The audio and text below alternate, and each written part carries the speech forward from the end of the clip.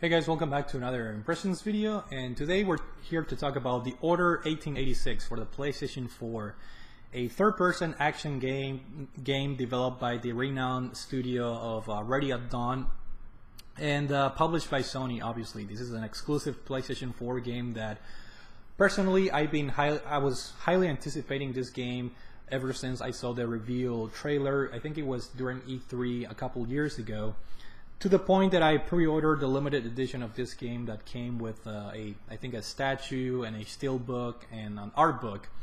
However, close to the release of the game, this game got a lot of negative reviews by not only major publications but also negative impressions by people that have early access to the game. So I have to admit, I'm not the type of person that gets influenced by negative reviews from major publications. I try to steer away from them and make a judgment on a personal basis on how I think a game is going to be enjoyable or not. However, the main critiques of these games were the fact that the game was really short, the fact that the game doesn't offer any replay value, and the fact that the gameplay was a little bit bland and generic. So that was enough for me to go ahead and cancel my day one pre-order of the limited edition of the game.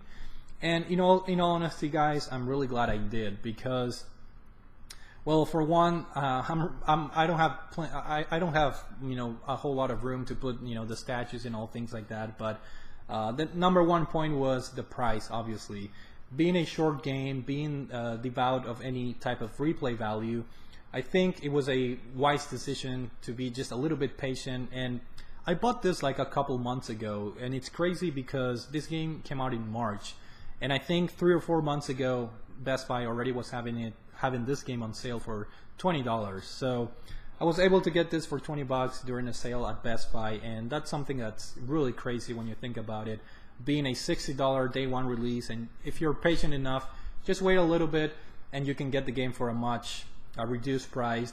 And in my opinion, that the price that I paid was very well worth for the experience.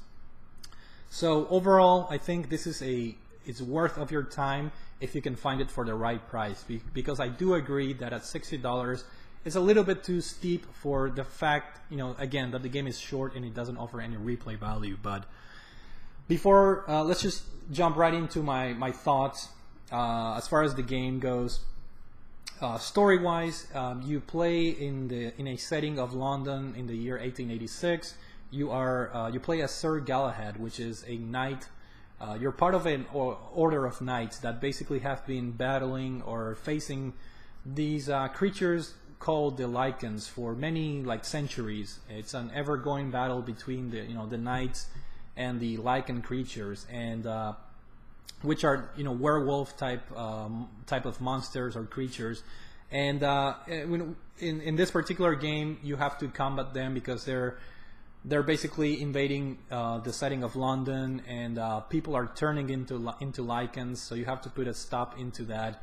And on top of that, there's also a group of rebels that are trying to overtake the government, so you also have to find out exactly who these rebels are. You have to put a stop in their plans to overtake the government and things like that. So that's about it as far as the story. There are many twists and turns that happen story-wise, but I'm not going to spoil them. But let me just say that a lot of people also critiqued the story of this game, and I don't really blame them. Personally, I really enjoyed the story, but the story it's a slow progressing type of storyline in which you have to wait until after the halfway point of the game for things to get interesting. So I can definitely see why some people were not happy with the story in this game. As far as the graphics in this game, that is the absolute positive point of this game. Simply put, the Order 1886 is the best console-looking game released so far, in my opinion, obviously. But it's not very hard to see why I think that way about this game. From the character models to the environments to the attention to detail that they put into the rooms, such as the furniture, the clothing that your character wears, that everything syncs perfectly. The industrial London era look and feel of the game. This game has just gorgeous graphics, fantastic. every time you walk into a room, there's plenty of detail. For example, if you walk by like a china cabinet, for example, and if the cabinet has glass, you can see reflections on the glass. The lighting effects in this game are fantastic. If you're looking at, say, some porcelain or some decoration inside a room, depending on where you move and where you position your character, you can see different lighting effects on that piece of furniture or decoration or whatever it is. So the attention to detail that they put in this game is absolutely out of this world. So easily the best looking console game out there by far. And that leads me into the sound department. The game has a pretty appropriate soundtrack, nothing too memorable, but some pretty good songs or soundtrack in the game. But in my opinion, what excels in the sound department or in the audio department is the voice acting, which again, the game is set in 1886 in London, so expect to hear some British accents or voices that are very adequate to that period of time. So the dialects are a little bit hard to understand sometimes, the way they talk, and coupled with a somewhat confusing and convoluted story at the beginning, that can be a little bit confusing. But I think by the time the game ends, or me personally, I was able to appreciate the voice acting in this game. It's very, very movie-like and very immersive. Now the gameplay is where the meat and potatoes of the game, obviously, and where most of the complaints came about. Length of the game. Yes, if you rush this game, you can beat this game in 5 to 6 hours. But me personally, it took me around, I would say 8 hours. Basically because I was so wowed by the graphics in this game that I really took my time exploring every room, every nook and cranny in every single piece of environment. I was just admiring at how gorgeous this game was. So I took the slow route and finished this game at around 8 hours, I think, because I don't think the game has a internal clock or anything. So that's an estimation, but I'm pretty sure it took me longer than usual, because I was really having fun exploring this London setting in 1886. So that's that. The game is short, obviously, and I can definitely understand why some people deducted points in their reviews based on the length of the game. Replay value, that's another negative thing, because once you beat the game, there's really nothing left to do. There are no new game modes or anything like that. So the game ends somewhat on a cliffhanger that leaves you wanting for more, and hopefully they do a sequel, because it'll be a shame if Ready at Dawn sends all the resources in this game, such as the physics and the graphics engine, to waste. Hopefully they make a sequel for this game, or if for some reason they don't want, if Sony doesn't want to publish another sequel for this game, hopefully Ready at Dawn does something else with that graphic and physics engine that they already developed for this game, because this game is, like I said, it's fantastic looking. As far as the gunplay in this game, it's pretty satisfying depending on the type of enemy you face. For the most part, you're going to be facing human enemies, so it's basically a shooting game, kind of like Uncharted, third-person, cover-based shooter game. But the gunplay is much more tight and fun than, for example, the Uncharted games. I had a lot of fun exploring the different weapons that the game has.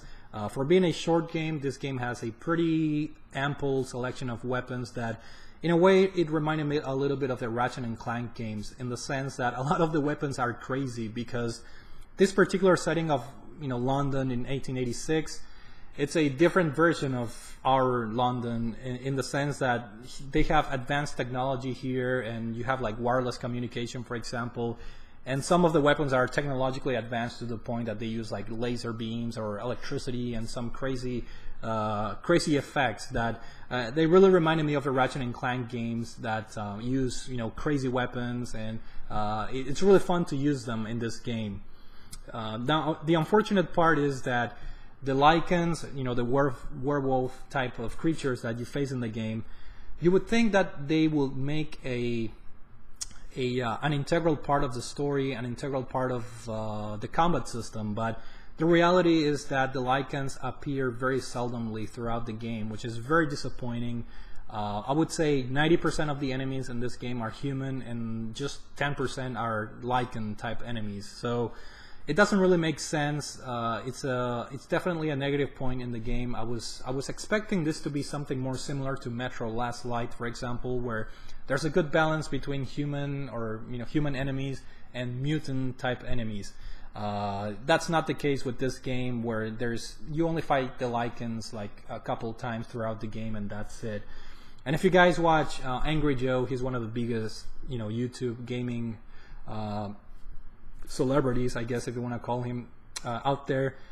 Please watch his angry review on the Order 1886, because he describes the combat system against the lichens perfectly.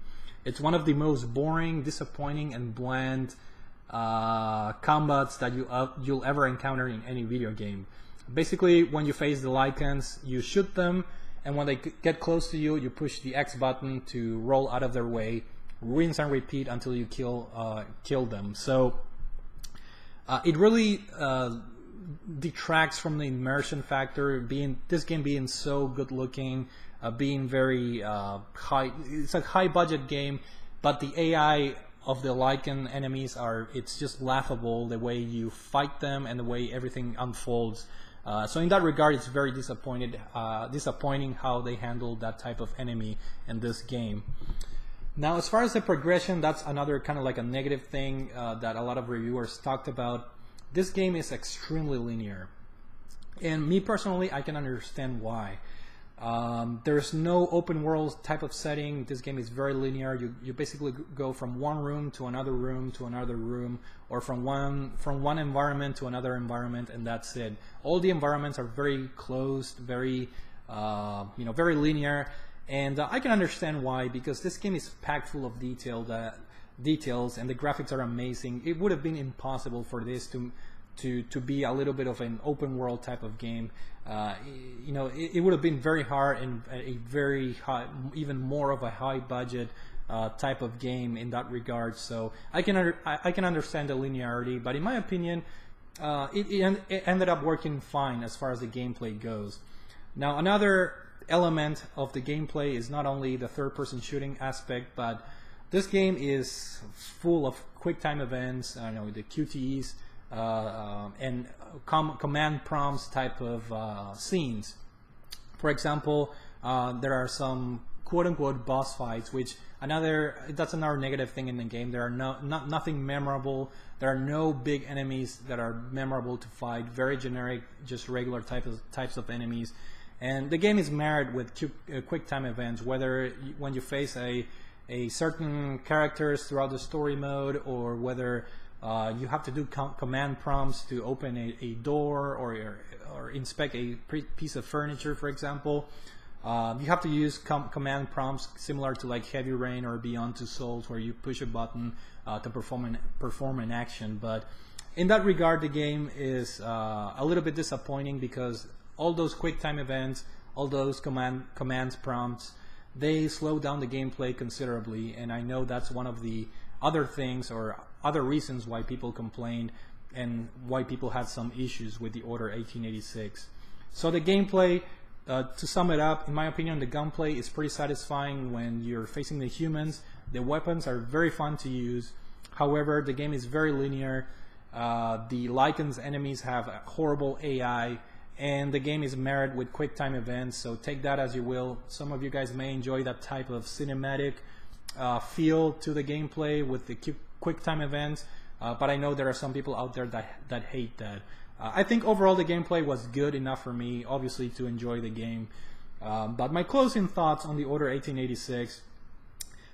Do I recommend this game? I would definitely say yes, if you can get it for the right price. That in my opinion is the key. Is the game worthy of a $60 purchase? I would say no, because the game is very short and it doesn't offer any replay value. However, I found the story to be good enough, and I found the gameplay to be good enough to keep me entertained for the 8 hours that I put into this game. And again, if you can get this game for the right price, I would definitely recommend it. It's just worth enjoying this game for the graphics alone and for the very unique setting. I think if you guys can get this game for under $30, it's a very enjoyable experience that you guys should take advantage of, because like I said, it's an incredibly well looking game, and you know, if you pay 30-20 bucks for it, I think you guys will get your enjoyment out of the 5, 6, 7, or 8 hours that you put into the game. Also, if you guys are into trophies or achievements, this game is actually pretty easy to obtain 100% of the trophies. All you have to do basically is beat the game, and then there are some weapon related trophies and collectibles as well, but the collectibles are for the most part pretty easy. Me personally, for me it was easy because I explored every nook and cranny. I was just amazed by how good looking this game was. So I was exploring every room, every inch of every room basically. So for me, getting all the collectibles wasn't as much of an issue, and that's a good thing. This game has collectibles, but they're not abundant or anything. In my opinion, they're pretty well placed, and the linearity of the game in a way somewhat make sure that you're not gonna really miss a whole lot of them. And so trophy wise, this game is really easy if you guys are into getting all the trophies. But once again, overall, the Order 1886, I really enjoyed this game. Highly recommend it if you guys can get it for the right price. So that's it for now. Hopefully you guys enjoyed this video. Thank you for watching, and I will see you all later.